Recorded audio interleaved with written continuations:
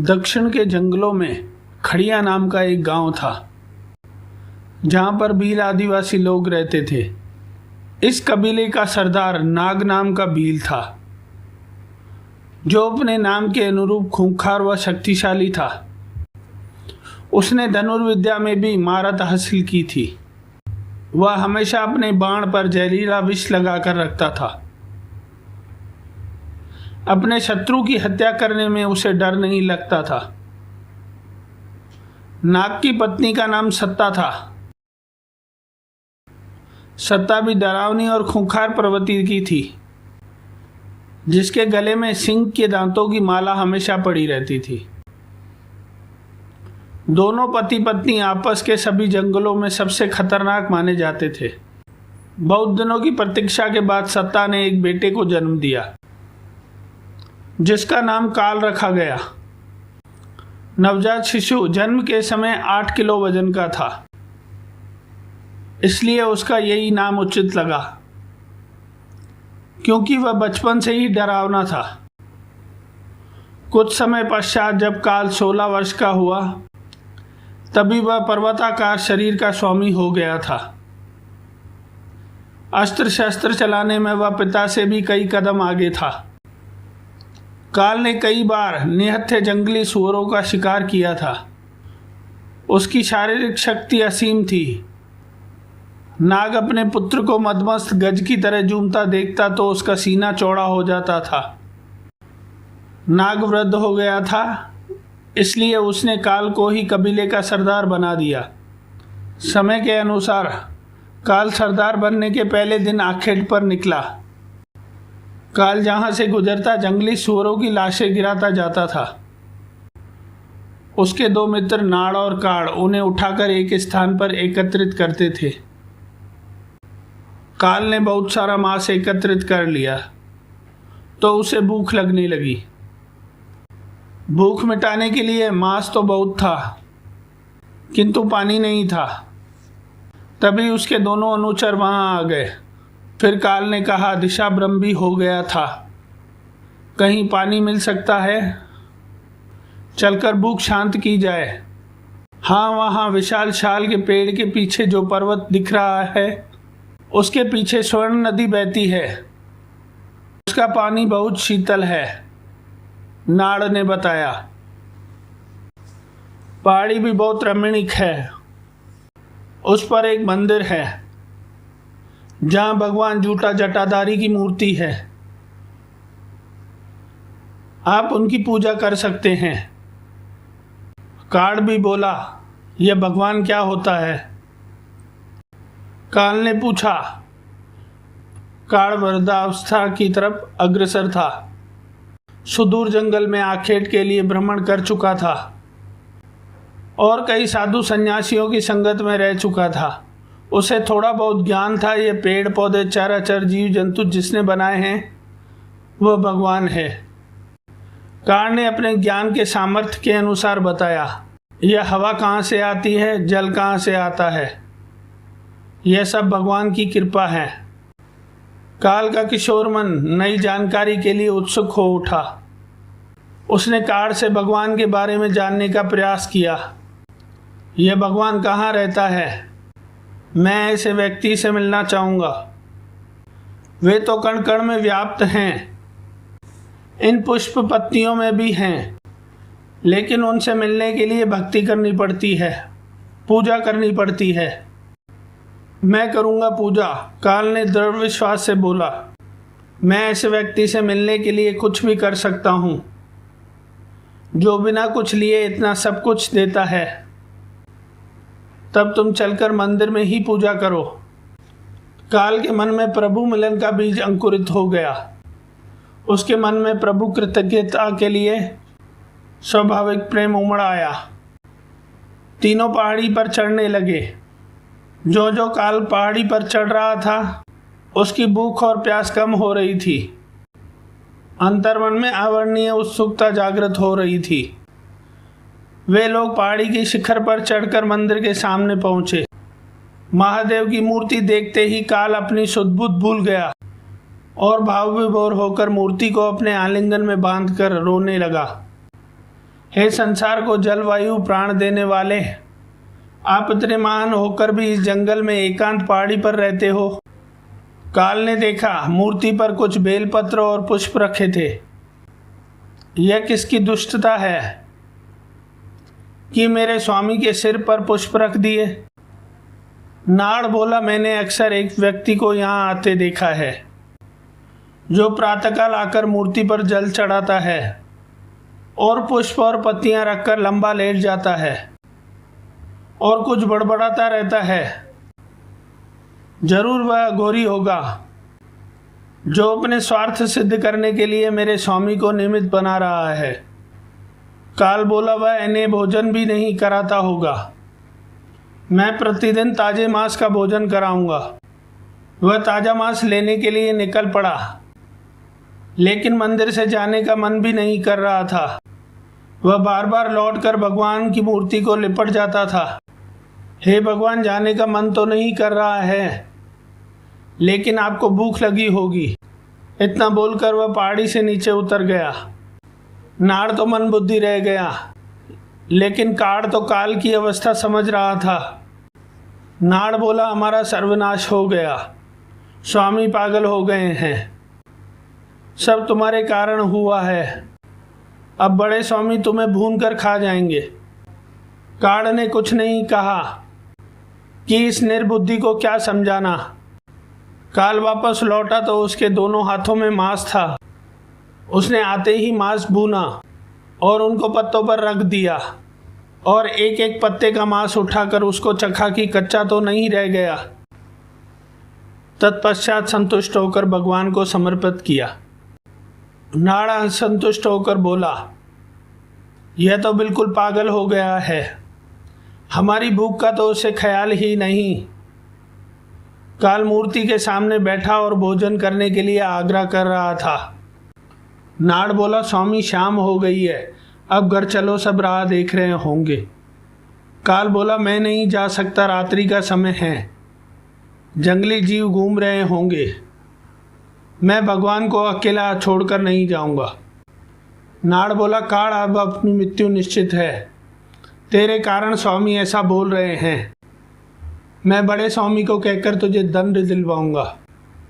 अभी जाता हूं, तू यहीं रुक इस पागल के साथ।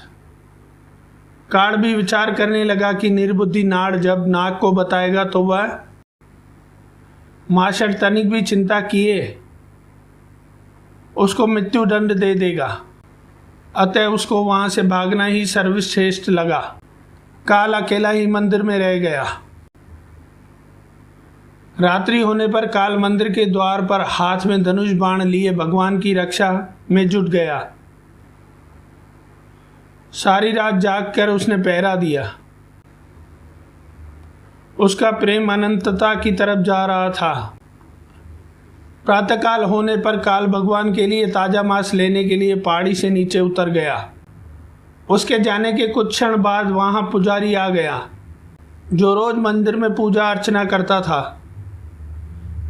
मंदिर में मांस देखकर वह हतप्रभ रह गया। हे भगवान, ये भ्रष्टता किसने की? कोई जंगली शिकारी ने मंदिर अपवित्र कर दिया।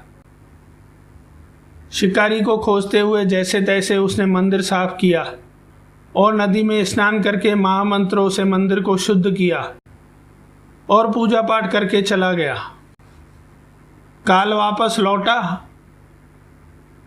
उसने कई जानवरों का मांस इकट्ठा करके भूना और शहद निचोड़ करके लाया और मंदिर में फिर वही पुष्प और पत्ते देखकर क्रोधित हो गया। भगवान के आचमन के लिए वह मुंह में पानी भर लाया था, इस कारण बोल नहीं सकता था और पैरों से फूल पत्ते हटाकर मुंह से ही पानी मूर्ति पर उड़ेल दिया। हे भगवान, मेरी अनुपस्थिति में वह अघोरी यहाँ आया था, कभी मिला तो दंडित करूँगा उसे। लीजिए, आप भोजन कीजिए। आज मैं ताजे मांस में शहद निचोड़ कर लाया हूँ। इस तरह वह 5 दिन भगवान के लिए भोजन बनाता था और दिन रात रक्षक बनकर मंदिर में ही रहता था। स्वयं तो खाने पीने की शुद्ध नहीं थी, काल के माता पिता उसे अन्यत्र ढूंढने निकल गए, क्योंकि जब वह मंदिर आए तो वहाँ कोई नहीं था। तब नार ने कहा, अवश्य काल उसे कहीं बहला कर ले गया है। उधर पुजारी महोदय रोज मंदिर में ऐसा हाल देखते तो भ्रष्टता के लिए विलाप करते थे। रोज मंदिर साफ करके पूजा अर्चना करते और लौट जाते थे। यह भगवान की ही लीला थी कि काल और पुजारी कभी आमने सामने नहीं आ पाए। अचानक काल की उग्र प्रवृत्ति से पुजारी का हित हो जाता। जब पुजारी भ्रष्टाचार काल को गालियां देते और विलाप करने लगे, तब पुजारी के स्वप्न में देवादिदेव महादेव ने दर्शन दिए और बोले, हे भक्त, तुम जिसे अनायास अपशब्द बोल रहे हो वह मेरा परम भक्त है।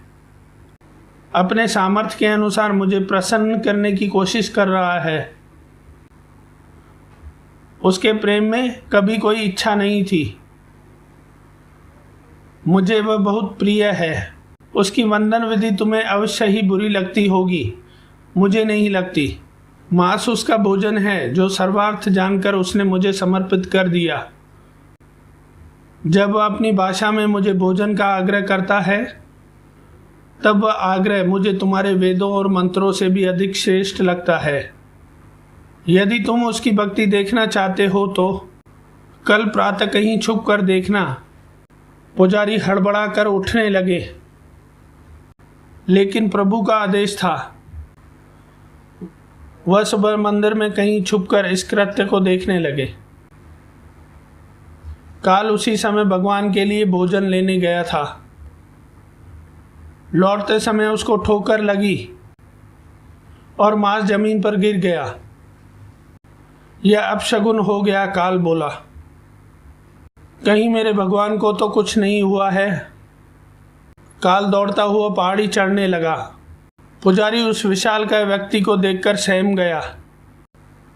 काल मंदिर पहुंचा तो उसने मूर्ति की बाईं आंख से रक्त टपकता देखा। भोजन उसके हाथ से छूट गया। हाय, मेरे भगवान को क्या हुआ?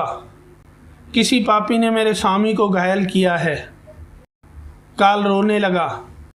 यदि वह दुष्ट मुझे कहीं मिला तो मैं उसका वध कर दूंगा। काल ने भगवान की आंख से रक्त पहुंचा, लेकिन रक्तधारा निरंतर बहती रही। मैं क्या करूं, क्या उपचार करूं? वह जोर जोर से रोने लगा। तुम्हें तो बहुत कष्ट हो रहा होगा। पहले मैं उस दुष्ट को ढूंढता हूं जिसने ये दुष्ट कार्य किया है। काल मंदिर से बाहर निकला। पुजारी उसको देखकर डर गया कि उसने देख लिया तो मुझे मार देगा। हे भोलेनाथ, रक्षा करो। किंतु सर्वेश्वर काल के स्वभाव से अनभिज्ञ थे। उन्हीं की लीला थी कि पुजारी सामने खड़ा था लेकिन नहीं दिख रहा था।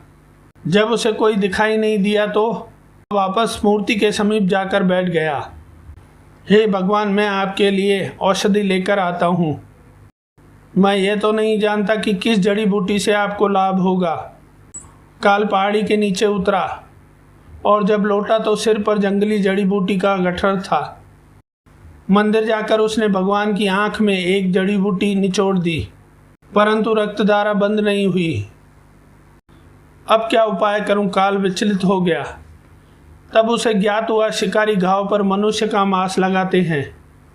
यह भी करके देखता हूं। भगवान की आंख नष्ट हो गई तो अतः मैं अपनी आंख निकाल कर घाव पर रखता हूं, संभवत भगवान को लाभ हो जाए। नुकीले तीर से उस भक्त ने अपनी बाईं आंख निकाली। स्वयं की आंख से रक्तधारा फूट पड़ी, परंतु चिंता नहीं की। आंख हथेली पर रखकर भगवान की आंख पर रखी और दबाई। तत्काल रक्त बहना बंद हो गया। काल खुशी से किलकारी मारने लगा, नाचने लगा कि मेरे भगवान ठीक हो गए। परंतु यह क्या, भगवान की दाहिनी आंख से रक्तस्राव बहने लगी। काल स्तब्ध रह गया। बोला, प्रभु आप चिंता ना करें, उपचार तो मुझे मिल ही गया है, अभी उपचार करता हूं। काल ने तीर उठाया और दाहिनी आंख निकालने को उत्सुक हुआ। तभी मूर्ति से देवादिदेव महादेव प्रकट हुए और काल का हाथ पकड़ लिया। देवलोक में भी काल की ऐसी भक्ति का यशोगान होने लगा। महादेव बोले, ठहरो वत्स, तेरा प्रेम और त्याग तो बड़े बड़े तपस्वी और ऋषियों की तपस्या से भी उच्च कोटि का है। निस्वार्थ प्रेम वश अपना दास बना दिया।